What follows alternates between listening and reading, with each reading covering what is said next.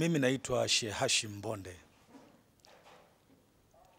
Ni mkazi wa Dar es Salaam, maeneo ya hapa Mbagara, na hapa ndo nyumbani kwangu. Kwa hiyo shughuli zangu kubwa mimi ni kutangaza dini ya Kiislamu. Na nimetoa CD mbalimbali na CD zangu zimeenea ndani na nje ya nchi.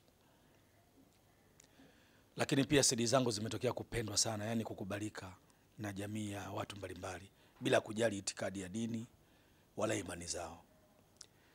Sasa kutokana na sababu hiyo ndio ikapelekea kampuni ya Tip Top Connection, baada ya kuziona hizo CD na kuzifuatilia, kwa hiyo wao wakanifuata hapa. Walikuja hapa nyumbani, na ni nyumba hii, na tuliandaa chakula hapa tukala kwa pamoja. Kwa hiyo wakajitambulisha kwamba wao ni viongozi, ni wakurugenzi wa Tip Top Connection, na kwamba wamekuja hapa nia na mazumuni ni kwa ajili ya kutaka tufanye biashara kwa pamoja. Lakini kubwa zaidi ilikuwa ni kuninyanyua. Yani kuninyanyua kimaisha, kuninyanyua pia katika kufahamika, yani nifahamike zaidi, hata kama nilikuwa nafahamika lakini nifahamike zaidi. Kwa hiyo walisema wao kwamba turekodi na kisha baada ya hapo tutaendelea kugawana faida katika mauzo yatakayopatikana kupitia kwenye CD hizo. Sasa kulikuwa na makubaliano ya mwanzo.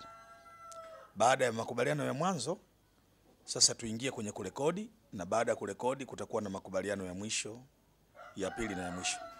Sasa makubaliano ya kwanza yalikuwa ni kwamba waninunulie gari nzuri ya kutembelea, lakini pia wanijengee nyumba, waninunulie nyumba. Walisema watanunua, sio kwamba wajenge. Lakini pia walisema kwamba watanipa milioni 50 kwa ajili ya mahitaji mbalimbali. Lakini pia walisema kwamba watanisapoti katika safari zangu zote nitakazokuwa naenda mikoani nje ya Dar es Salaam, ikiwa ni pamoja na kulala hoteli, gharama zote za chakula, usafiri, malazi na kila kitu. Lakini pia walisema kwamba watanunua channel katika TV zetu za hapa ndani ya nchi yetu, ili nipate nafasi ya kutoa haya mahubiri yangu, na hiyo pia itakuwa ni sababu ya kuzipromote hizi CD. Kwa hiyo haya yalikuwa ni makubaliano ya mwanzo. Kwa hiyo baada ya makubaliano hayo ni kwamba sasa kitakachoendelea ni kwamba tutaingia katika kurekodi, na baada ya kurekodi ni kwamba tutagawana faida. Kwa hiyo kabla tujafika mbali, labda makubaliano mlifanya vipi? Mlikuwa na mkataba mliandika au yalikuwa ni makubaliano ya mdomo? Makubaliano yalikuwa ya kimkataba, lakini ni mkataba ambao ni wa mdomo, si wa maandishi. Na bahati nzuri wakati tunakubaliana, mimi nilikuwa na watu wangu ambao ni mashahidi waliokuja kushuhudia yale makubaliano pale. Alikuwa ni Babu Tale, alikuja Babu Tale na nani? Katika yale makubaliano pale kulikuwa na viongozi wengi wa Tip Top Connection. Kwanza alikuwepo marehemu Abdul Bonge, ambaye kwa sasa hivi ni marehemu, ambaye ndo alikuwa mkurugenzi.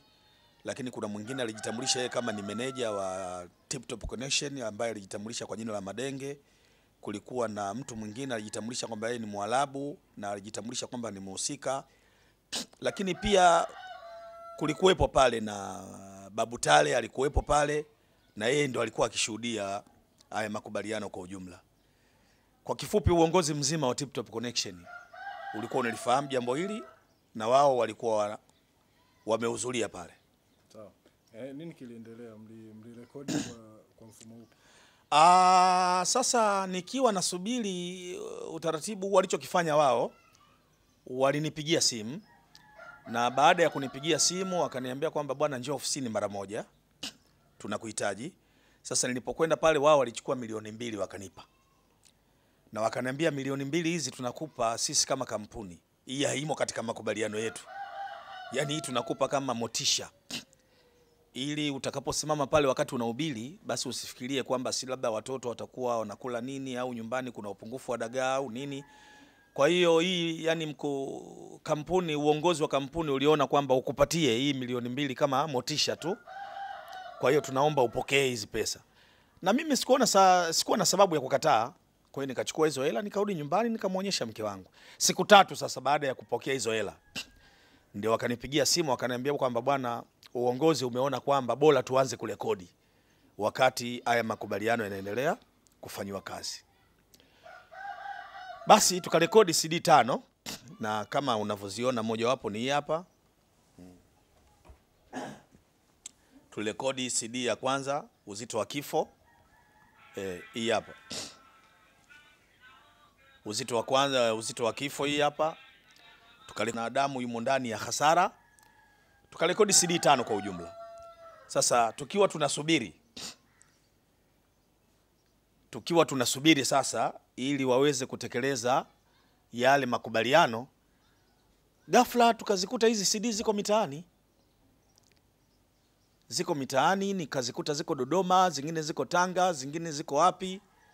Na nilipowauliza wao wakasema kwamba bwana, sisi tumeshindwa kufanya kazi na wewe, kwa hiyo sisi bwana tutafanya kazi na wewe. Majibu yakawa yanatatanisha. Mara baadaye wakasema bwana, sisi tunauza wewe, lolote lile utakaloweza kulifanya wewe lifanye. Na kama una sehemu yoyote ya kwenda wewe nenda. Hiyo milioni 2 ndio tushamalizana na wewe. Yaani kwa kifupi wakanichenjia. Nani alikuwa anasema hivyo?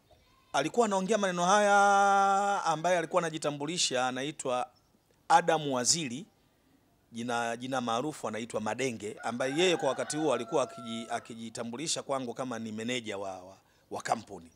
Lakini pia alikuwa akifanya hivyo kwa baraka za uongozi mzima wa Tip Top Connection, akiwemo na Babtale, kwa sababu Babtale pia ni shareholder katika hii kampuni. Kwa hiyo ni mkurugenzi. Kwa hiyo tuna imani kwamba meneja hawezi kufanya chochote pasipo kupata maelekezo kutoka kwa viongozi wake wa juu ambao ni wakurugenzi, akiwemo Babtale. Kwa hiyo Babtale anahusika kwa sababu yeye ni mmoja katika wakurugenzi wa hii kampuni. Okay. Ndio. Na katika makubaliano yote hakuna chochote ambacho kilitekelezwa? Hakuna chochote. Yaani katika hayo makubaliano zaidi ya ile milioni 2 hakuna chochote ambacho walichokifanya. Okay. Kwa hiyo baada ya hapo nikawapeleka mahakamani. Nikaenda kwa wanasheria na wanasheria waliwapelekea barua ya kutaka wanilipe. Lakini kwa kweli walijibu ujinga sana, na bahati nzuri nakala yao nayo hapo, na baadaye hata mkihitaji nitawapatia. Wakajibu kwanza hawanifahamu, hawanijui, hawana makubaliano yoyote na mimi, na kwamba niende kokote nitakohitaji kwenda.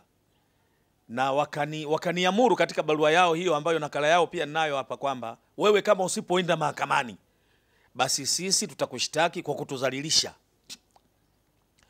Kwa hiyo kutokana na ubabe huu walioutoa kwa maandishi kupitia mwanasheria wao Paul Mgaya, kwa hiyo ikabidi sasa moja kwa moja mimi nikimbilie mahakamani, nikawafungulia kesi katika mahakama ya Mahakama Kuu Kanda ya Dar es Salaam, na hatimaye mahakama ikawaona kwamba wana hatia, na mahakama ikawaamuru kwamba wao wanilipe mimi kiasi hicho cha fedha milioni 250 pamoja na gharama za kesi. Ilikuwa ni lini ulipowapeleka mahakamani?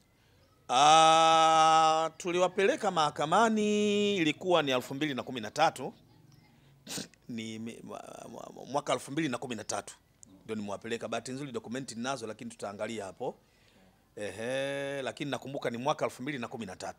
Na judgment ikatoka tarehe 18 mwezi wa pili mwaka huu. Mwaka huu ndio.